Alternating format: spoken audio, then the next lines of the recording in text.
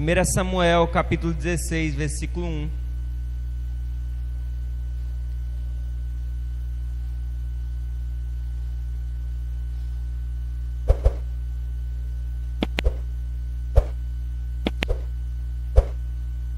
Samuel fica antes de 2 Samuel 16, versículo 1. Você que encontrou, diga amém. Olha o pessoal bom de Bíblia aqui. Nós temos um tema, antes de nós lermos, olha aqui, o tema da nossa mensagem hoje. Você pode ler essa pergunta comigo? Amém. Pergunta aí para quem está do seu lado, até quando? Vamos ler o versículo 1, apenas o versículo 1, de 1 Samuel, capítulo 16, versículo 1. O Senhor disse a Samuel: até quando você irá se entristecer por causa de Saul? Eu o rejeitei como rei de Israel. Encha um chifre com óleo e vá a Belém. Eu o enviarei a Jessé, pois escolhi um de seus filhos para fazê-lo rei. Feche seus olhos. Pai, nós estamos na Tua presença e diante da Tua palavra nós te clamamos, Deus, fale conosco. Que a partir de agora não venha ser eu aqui a ministrar a Tua palavra, mas que o Teu Espírito, Pai, venha de encontro ao coração de cada um que aqui está. Traz a aplicação dos céus, Pai, que só o Senhor pode fazer. Que nessa noite nós venhamos ser transformados, Pai, modificados por essa palavra que vem do céu. Assim nós te oramos e te agradecemos em nome de Jesus. Amém e amém. Nós estamos aqui diante de uma palavra que marca uma transição de governo. Nós estamos aqui diante de uma palavra que marca principalmente uma transição, uma mudança numa forma de governar. Porque durante um bom tempo Israel foi governado por juízes. E os juízes, eles decidiam ali naquele reino. Eles eram a principal autoridade. E o último juiz da nação de Israel é Samuel. E Samuel, ele era juiz, ele era sacerdote, ele era profeta. Só que chega um momento na história de Samuel que ele começa a ficar velho. E os seus filhos estão cada um assumindo um lugar no reino. Só que os filhos de Samuel não estão agindo da mesma forma que Samuel agia. E o povo começa a olhar para as nações vizinhas e olhar que cada nação vizinha tinha um rei. E eles começam a se questionar: mas apenas a nossa nação não tem? E principalmente a olhar para os filhos de Samuel e ver que eles não estavam fazendo o que era certo. E eles chegam até Samuel e começam a dizer: Samuel, nós queremos um rei. Samuel, unja alguém como rei desse lugar. E Samuel, irmão, ele fica bem chateado, fica revoltado mesmo. Porque a partir daquele momento o povo começa, de certa maneira, a rejeitá-lo como juiz. E Deus fala a Samuel: Samuel, escuta o que o povo está falando. Unja um rei, Samuel, porque eles não estão rejeitando você, Samuel, eles estão me rejeitando. E é por isso que Saul, ele é um rei segundo o coração do povo. Saul é ungido rei de acordo com o clamor do povo. Não era vontade de Deus, foi vontade permissiva. Deus permitiu que fosse ungido. E Saul é ungido por Samuel como rei, porque Deus ordena que ele assim o faça. E Samuel acompanha toda a trajetória de Saul. Samuel vai vendo Saul se desenvolver como rei de Israel. Só que chega um momento que Saul começa a cometer algumas falhas. Saul começa a fazer o que não é correto diante de Deus. Em primeiro momento, Saul, ele faz um sacrifício que só sacerdote deveria fazer. Ele desobedece um mandamento claro de Deus. Num segundo momento, Saul, ele recebe uma ordenança clara do Senhor dizendo: vocês vão ganhar essa guerra dos filisteus, mas vocês vão ter que matar tudo lá. vão ter que matar todos os animais, vocês vão matar todas as pessoas, os reis, porque esse povo que tanto tem afligido Israel, eu estou entregando na tua mão. É uma ordem clara. Mas quando Saul chega lá, Saul poupa o rei, e Saul poupa uma parte das ovelhas, do gado, e a justificativa dele é até boa, em dizer: olha, eu não matei, eu não obedeci completamente, porque a gente queria oferecer como sacrifício a Deus. Olha que bonitinho, né? Mas a ordenança de Deus, ela era clara: você não vai deixar nada. E a partir daí Deus deixa claro para Samuel: Samuel, eu rejeitei Saul. Só que você para pensar em Saul como profeta. Saul, ele participou de toda a história. Samuel, desculpa, ele participou de toda a história desde a unção de Saul. Ele começou a ter um apego com aquele rei. Só que chega um momento que Deus fala: eu o rejeitei. Só que a gente, ao ler as escrituras, a gente percebe que Samuel, ele não estava lidando bem com isso. Samuel ainda estava com o coração entristecido por Deus ter rejeitado o rei na qual ele ungiu. E é aí que vem a pergunta, que é o tema da nossa mensagem, que é Deus falando a Samuel: Samuel, até quando você irá se entristecer por causa de Saul? E eu queria deixar claro que essa pergunta, ela é uma pergunta de Deus para nós. Porque você vai ver em alguns momentos na Bíblia o salmista falando até quando em direção ao Senhor. Mas nessa noite nós iremos ver essa pergunta de Deus para conosco. E o questionamento de Deus a Samuel é um questionamento que eu queria fazer para a igreja nesse primeiro momento. E essa primeira parte da palavra, ela é confrontadora. Porque quando Deus pergunta até quando, Deus está falando que um tempo passou, um ciclo foi fechado, e Ele está abrindo um novo. E eu queria te perguntar: até quando você estará apegado ao que Deus já rejeitou? Até quando você insistirá no que Deus já lhe disse não? Até quando você viverá como um grande saudosista, como alguém que olha para o passado como: no passado era muito bom, mas que não está vendo o que Deus está fazendo hoje? Até quando você viverá dentro da igreja como se céu e inferno não fossem reais? Até quando você viverá flertando com o pecado? Até quando o reino de Deus não será prioridade na tua vida?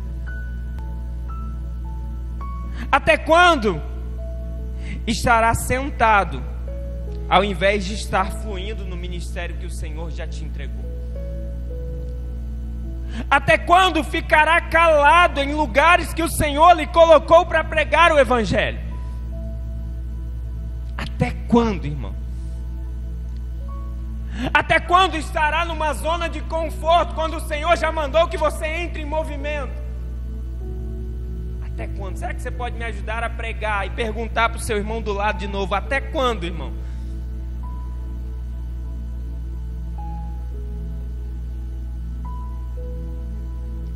A pergunta de Deus a Samuel é clara em dizer: Samuel, eu preciso fazer algo novo. E para fazer algo novo eu preciso romper, eu preciso de uma ruptura. E nós precisamos viver essa ruptura. Como eu falei, Samuel, ele viveu todo o processo da vida de Saul, desde a unção até a rejeição. Só que a maior dificuldade de se romper é o apego. E eu vou te falar algo que pode ser engraçado, mas a gente às vezes se apega até com um milagre do passado. Às vezes Deus fez um milagre na nossa vida lá atrás, e a gente está tão apegado que a gente não está vendo que Deus está fazendo milagre hoje. Deus vai fazer milagre amanhã, Ele continua fazendo. Mas é porque nós criamos uma estátua para o nosso milagre. Afinal é tão bonito o nosso testemunho. em dizer: olha o que Deus fez naquela época, olha como Deus me usava, olha como Deus curou a minha casa. E a gente está apegado e fechado igual Samuel, sem estar aberto porque Deus está fazendo de novo, apegados a milagres do passado. Quantas vezes nos apegamos também a padrões? Afinal, eu tinha um padrão de viver, eu tinha um padrão de adorar, eu tinha um padrão com a minha vida com Cristo. Eu tinha um padrão, eu sou apegado a essa rotina, pastor. A gente vai ver em um diálogo de Jesus com a mulher samaritana, Jesus claramente com aquela mulher, ele dizendo: eu vim para quebrar os padrões. Porque enquanto Jesus está falando com aquela mulher, chega um momento que a mulher faz um questionamento a Jesus e fala: olha, os nossos pais adoravam nesse monte, mas vocês judeus dizem que só dá para adorar em Jerusalém. Onde nós devemos adorar? Jesus vai dizer em João 4, 23 ao 24: mas a hora vem, e agora é, em que os verdadeiros adoradores adorarão o Pai em espírito e em verdade, porque o Pai procura tais que assim o adorem. Deus é espírito, e importa que os adoradores o adorem em espírito e em verdade. O que Jesus está deixando claro para aquela mulher é: minha filha, independente do lugar, o que importa é o adorador. Independente se vai ser aqui, se vai ser acolá, o que importa é a tua adoração que flui de dentro. Deus, irmão, Ele não quer saber se hoje você chegou aqui e você está aí, você está quietinho no seu lado, e você deu um glória a Deus hoje ou você não deu nenhum. O que Ele está preocupado é com o teu coração, com o nível da adoração que está fluindo de dentro de você. E às vezes a gente se apega a padrões, afinal a gente é acostumado. Quando a gente muda a liturgia de um culto, às vezes o irmão já começou assim diferente. Mas o nosso Deus é um Deus que quebra padrões. Outro apego que nós precisamos romper é o apego ao passado. Nós vemos que na história de Samuel ele é um profeta de Deus, mas está apegado ao passado, está apegado a um rei que o Senhor já o rejeitou. E Deus já tinha falado para Samuel: Samuel, eu o rejeitei. Só que olhar para trás e romper com um passado que o Senhor já rejeitou é tão difícil, é tão desafiador. Mesmo que Deus já tenha falado: acabou, eu rejeitei. E a gente olha, eu queria trazer à memória a igreja em dois momentos os nossos versículos temas desse ano, que fica em Isaías 43, o versículo 18, que diz: esqueçam o que se foi, não vivam no passado. A partir do momento que você recebe o Evangelho de Cristo, que o Espírito Santo te convence de todo pecado, se inicia uma ruptura na tua vida, uma ruptura com o velho homem, e a partir de agora você é uma nova criatura. Então, se você mentia, não mente mais. Se roubava, não rouba mais. Se fofocava, fofoca mais. A partir de agora há uma ruptura, porque o passado está ficando para trás e Deus está fazendo algo novo. E como que é feito essa ruptura? Através da obra do Espírito Santo. Aqui é claro que Deus dá uma direção para Samuel. Ele fala: Samuel, encha um chifre com óleo. E o óleo, ele aqui é uma representação do Espírito Santo. Você vai ver, se você acompanhar aqui, você sabe onde essa história vai chegar. Samuel, ele vai chegar à casa de Jessé. Você vai lembrar que o evangelista Everton ministrou recentemente. Samuel chegando à casa de Jessé e derramando um óleo sobre a cabeça de Davi. Só que ao final desse capítulo que nós estamos lendo, acontece uma coisa. A partir do momento que o óleo é derramado sobre a cabeça de Davi, o Espírito do Senhor, ele toma Davi. Só que nesse mesmo tempo, o Espírito de Deus se retira de Saul. Então o Espírito do Senhor, ele é o agente transformador para que você rompa com o passado e viva o novo de Deus. Sem o Espírito Santo, irmão, você vai tentar, mas você não vai conseguir. Sem o Espírito Santo, você vai tentar a força, mas não vai ser possível. Sabe por quê? Porque é cômodo para a gente olhar para o passado. É cômodo para a gente, é uma desculpa muito boa eu olhar e dizer, naquela época eu fazia porque era assim, hoje em dia dessa forma eu não faço mais. É cômodo, é uma desculpa, e eu pego e eu fico em cima dela. Você vai ver, e eu já ministrei sobre isso aqui, quando o segundo templo de Israel ele vai ser reconstruído, irmão, quando ele está sendo reconstruído, começa uma zoada grande. Você imagina um barulho? Você que está nesses dias tentando botar menino para dormir e as bombas estourando, você sabe que é barulho, né, irmão? Então, você imagina, os alicerces estão começando e começa um grande barulho.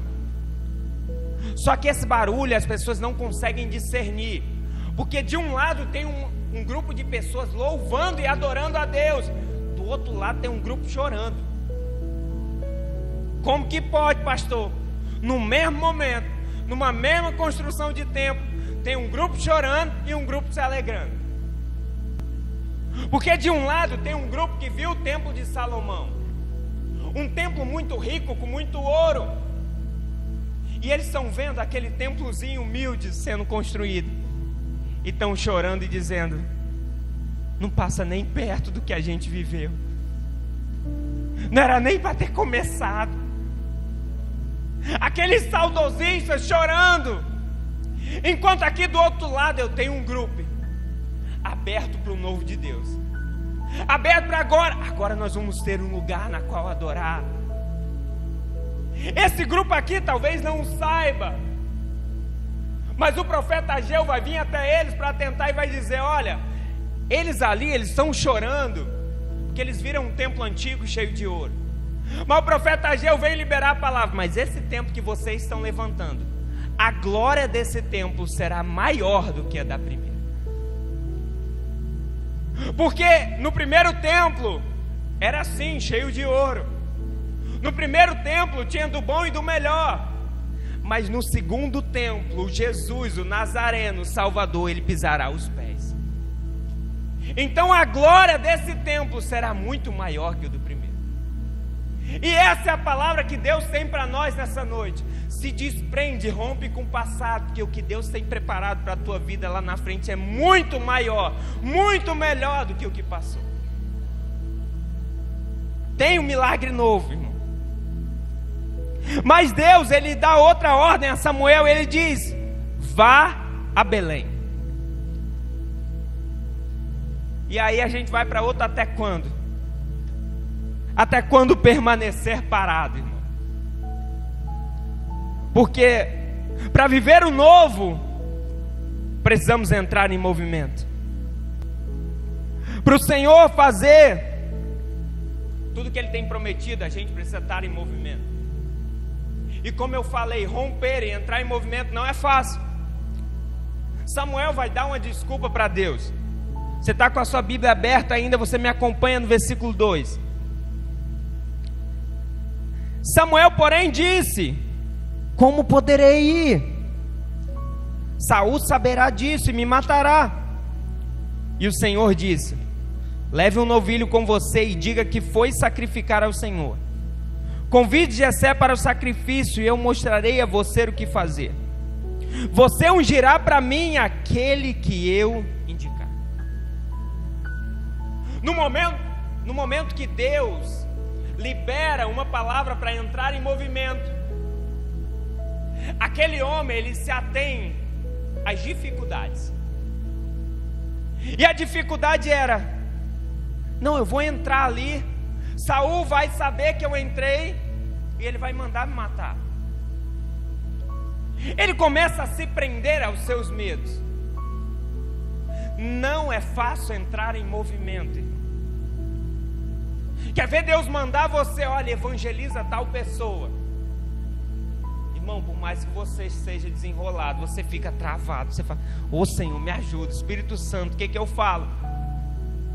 Porque entrar em movimento é desafiador. E normalmente a gente se apega como Samuel se apegou a uma desculpa. Mas eu tenho uma palavra para mim e para a sua vida. Porque o Deus que Ele faz romper com o passado, Ele te dá uma estratégia para o futuro. Ele não só fala, agora você vai, mas Ele está dizendo, o que Samuel vai fazer? Ah, Samuel, você vai entrar, você vai dizer que vai sacrificar, e pronto, Samuel, você vai ungir. Eu não sei se já aconteceu isso com você, de às vezes você está orando, irmão, falando, Senhor, me ajuda nessa causa, eu não sei mais o que fazer. Lá em casa, irmão, a gente tem um costume, tem uma pessoa que tem um costume de perder as coisas. Aí às vezes a gente pega uma coisa que se perdeu, aí fala, Senhor, a gente está precisando sair agora, Espírito Santo, me ajuda. E começa a orar e daqui a pouco aparece. E às vezes tem situações que aparecem em nossa vida e a gente começa, eu não sei o que fazer, Senhor. E do nada, o Espírito Santo pega e nos dá uma solução.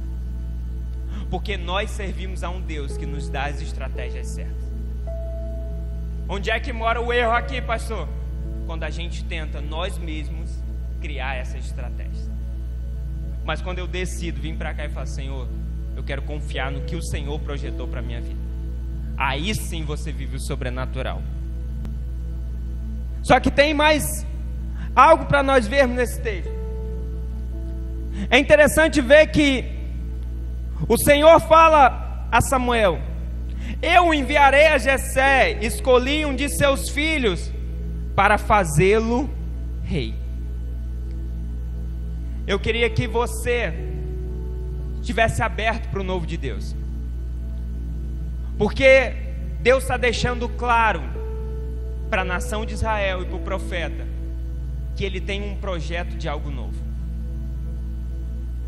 E para ilustrar, eu queria que, eu não sei se a imagem está aí no ponto, se tiver, você coloca aí para mim. Alguém sabe o que é isso aí, irmão? Alguém? Hã? É um odre, olha, rapaz. Mas vocês não estão tomando vinho não, né, irmão? Isso aqui é um odre. E na época de Jesus, isso aqui era feito com pele de animal. E ele tinha um fundamento, que era quando se colocava o vinho fermentava. E esse odre, sendo novo, ele aguentava todo o processo de fermentação. E o vinho ficava bem apurado e ficava pronto para ser consumido. Só que Jesus, no livro de Lucas, capítulo 5, versículo 37, ele vai deixar claro: ninguém deita vinho novo em odres velhos. De outra sorte, o vinho novo romperá os odres, e se entornará o vinho, e os odres se estragarão. Então, Jesus está deixando claro algo sobre os odres e sobre o vinho. Está falando, se eu tenho um vinho novo, eu não posso colocar ele em um odre velho.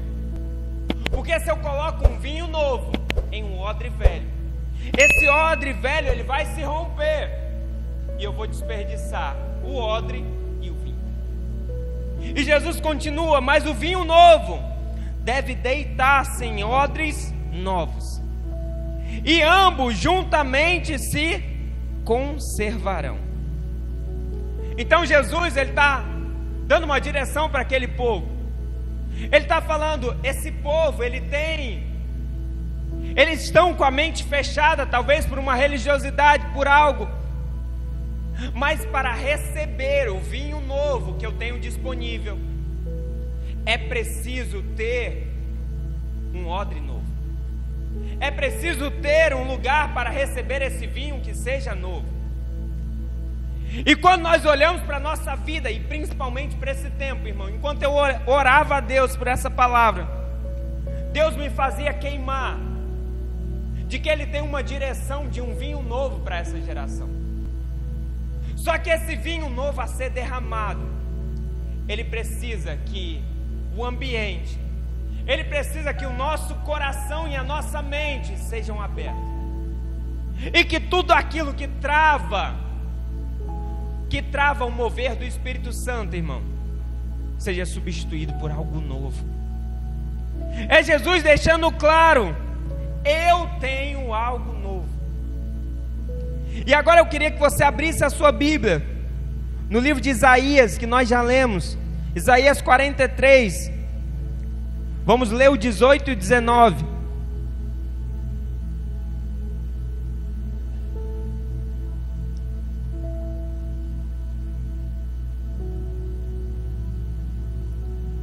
Isaías 43, versículo 18 e 19.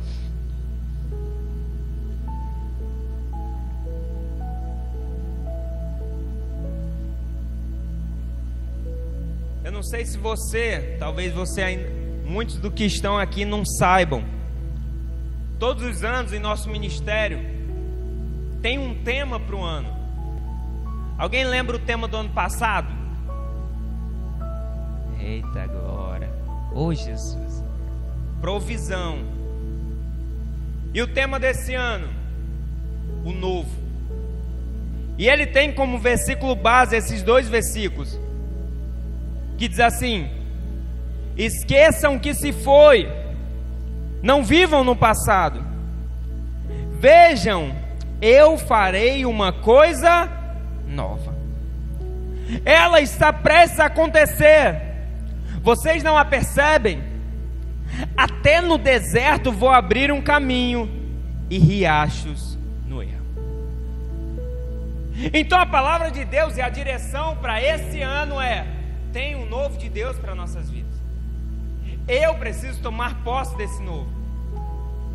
E aqui, quando a gente atrela a mensagem do nosso ano com o que nós lemos, é Deus falando para Samuel do novo. Mas para analisar, irmão, Samuel, ele está rompendo um ciclo, ele está se abrindo para o novo, e ele vai ungir Davi, que vai ser o maior rei da história de Israel. O que nos deixa muito claro que toda vez que eu rompo com o velho, eu abro o meu coração e a minha mente para o novo de Deus. Deus tem algo muito maior do que eu pensei ou imaginei. Talvez Samuel nunca imaginou que iria ungir o maior rei da história de Israel. Só que além disso, quem que vem da linhagem de Davi, irmão? Jesus, ele vem da linhagem de Davi. Então aquela unção, aquele mover, ele representa um novo extraordinário para aquela nação, para aquele tempo, mas para nós que estamos aqui hoje. Porque o novo de Deus, ele veio através de Jesus, aquele que foi crucificado pela minha e pela sua transgressão. E a partir do momento onde ele se entrega, ele nos dá uma nova vida. A graça dele nos alcança. A Bíblia vai dizer que todos nós estávamos condenados à morte. Todos nós nascemos pecadores, mas o novo dele vem através de Jesus e nos alcança e nos torna uma nova